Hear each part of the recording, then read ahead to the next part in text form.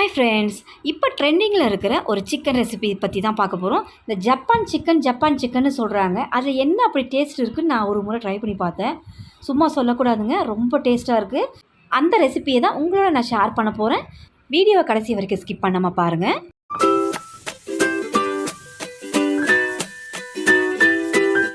Boneless சிக்கனாக வாங்கிக்கோங்க. ஒரு 300 gram அளவுக்கு நான் போன்லெஸ் சிக்கன் எடுத்திருக்கேன்.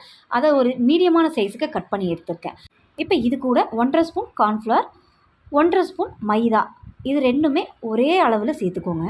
இது கூடவே தேவையான அளவுக்கு உப்பு, அடுத்து இது கூட காரத்துக்கு மிளகுத்தூள் ஒரு 1/2 ஸ்பூனுக்கு சேர்த்துக்கிறேன். அவ்வளோதான் இன்க்ரீடியன்ட்ஸ். இப்போ இது எல்லாத்தையும் நல்லா கலந்து விட்டுக்கலாம். நல்லா கலந்ததும் கொஞ்சமாக தண்ணி சேர்த்து சிக்கன் பக்கோடாவுக்கு நம்ம எப்படி பிசைஞ்சு எடுப்போமோ அதே கன்சிஸ்டன்சிக்கு இதை நல்லா மிக்ஸ் பண்ணி விட்டு எடுத்துக்கலாம். இப்போ இது நல்லா மிக்ஸ் பண்ணதும் ஒரு 10 நிமிஷம் ஊற விட்டுக்கலாம். 10 நிமிஷம் ஊறினா போதும். இது நல்லா ஊறி வரட்டும். அதுக்குள்ளே ஒரு மிக்ஸி ஜார்னு எடுத்துக்கோங்க. 15 முழு முந்திரியாக இருந்தால் 15 சேர்த்துக்கோங்க. அரை முந்திரியாக இருந்தால் 30 சேர்த்துக்கோங்க. இதை நல்லா நைஸாக அரைச்சிக்கோங்க, இந்த மாதிரி தண்ணி எதுவும் சேர்க்காமல். இப்போ இது இருக்கட்டும். 10 நிமிஷம் நல்லா சிக்கன் ஊறி வந்திருக்கு. எண்ணெய் ஹீட் பண்ணி இதை பொரித்து எடுத்துடலாம். மிதமான சூட்லேயே இந்த எண்ணெயை காய வச்சு கடைசி வரைக்கும் மிதமான சூட்லேயே இந்த சிக்கனை ஃப்ரை பண்ணி விட்டு எடுத்துக்கோங்க. அப்போ தான் ரொம்ப கலர் மாறாது, சாஃப்டாக இந்த கறி வெந்து வரும். இப்போ சேர்த்துட்டு ஒரு 5 நிமிஷம் அப்படியே குறைவான தீயில் வச்சு இதை நல்லா வெந்ததும் திருப்பி விட்டு இந்த பக்கமும் நல்லா வெந்து லைட் கோல்டன் ப்ரௌனாக இதை நல்லா ஃப்ரை பண்ணி விட்டு எடுத்துக்கலாம். சிக்கன் எல்லா பக்கமுமே நல்லா வெந்து வந்திருக்கு. இப்போ இதை எல்லாத்தையும் எடுத்துடலாம். இந்த பக்குவத்தில் சிக்கனை ஃப்ரை பண்ணி விட்டு எடுத்துக்கோங்க. அப்போ தான் சிக்கன் நல்லா சாஃப்டாக வெந்திருக்கும். இப்போ மீதி இருக்கிறதையும் நான் இந்த எண்ணெயில் ஃப்ரை பண்ணி விட்டு எடுத்துக்கிறேன். நம்ம எப்போ சிக்கன் எடுத்தாலும் ஒரே மாதிரியான ரெசிபீஸாக ட்ரை பண்ணுவோம். இது ரொம்பவே டிஃப்ரெண்ட்டான டேஸ்ட்டில் இருக்குது. கண்டிப்பாக நீங்கள் ட்ரை பண்ணுங்கள்.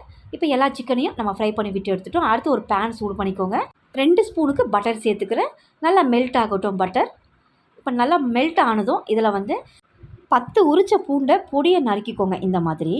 இப்போ இது கூடவே பச்சை மிளகாய், ஒரு 4 பச்சை மிளகாய் கீறிட்டு இது கூட சேர்த்துக்கிறேன். இது ரெண்டுத்தையும் சேர்த்துட்டு ரொம்ப கலர் மாறாமல் குறைவான தீயில வச்சு இதை நல்லா ஹீட் பண்ணிக்கோங்க.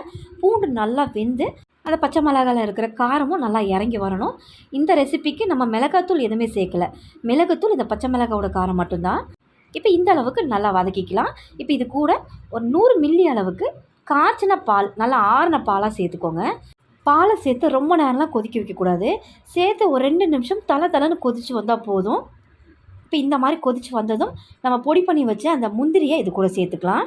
முந்திரி பவுடர் சேர்த்ததும் சிம்மில் வச்சுருங்க. ரொம்ப ஹையில் இருந்துச்சுன்னா டக்குன்னு திக்காயிடும். இப்போ இதை சேர்த்து ஒரே 1 நிமிஷம் மட்டும் நல்லா கலந்து கொடுங்க.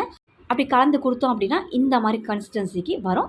இந்த கன்சிஸ்டன்சியில் தேவையான அளவுக்கு உப்பு சேர்த்துக்கோங்க. நம்ம சிக்கனுக்கு தனியாக சேர்த்துருக்கோம். இந்த பேஸ்ட்டுக்கு ஏற்ற மாதிரி உப்பு சேர்த்துட்டு 1 ஸ்பூன் அளவுக்கு சுகர் ஆட் பண்ணிக்கிறேன். இப்போ லைட்டாக மிக்ஸ் பண்ணுங்கள். இந்த உப்பும் சர்க்கரையும் நல்லா கலந்ததும் நம்ம இதில் சிக்கனை சேர்த்து மிக்ஸ் பண்ணிக்கலாம்.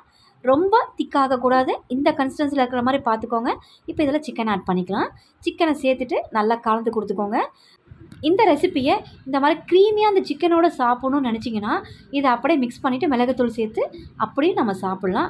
ஒரு சிலர் ட்ரையாக சாப்பிட்ணுன்னு நினச்சிங்க அப்படின்னா நம்ம சிக்கன் சேர்த்ததுமே ஒரு நிமிஷத்துக்கு நல்லா கலந்து கொடுத்தீங்கன்னா இந்த க்ரீமியாக இருக்கிறது எல்லாமே அந்த சிக்கனோட நல்லா சேர்ந்து ஒரு ட்ரையாக இந்த அளவுக்கு இருக்கும். உங்களுக்கு ட்ரையாக சாப்பிட பிடிக்கும் அப்படின்னா இந்த மாதிரி 1 நிமிஷத்துக்கு நல்லா கலந்து கொடுத்துக்கோங்க. இப்போ கடைசியாக அதில் மிளகுத்தூள் சேர்த்துக்கலாம். ஒரு 1/2 ஸ்பூன் அளவுக்கு மிளகுத்தூள் சேர்த்துக்கிறேன். சேர்த்து நல்லா கலந்து விட்டு இதை பரிமாற வேண்டியதுதான்.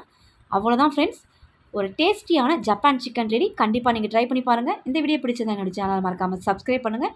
தேங்க்ஸ் ஃபார் வாட்சிங்.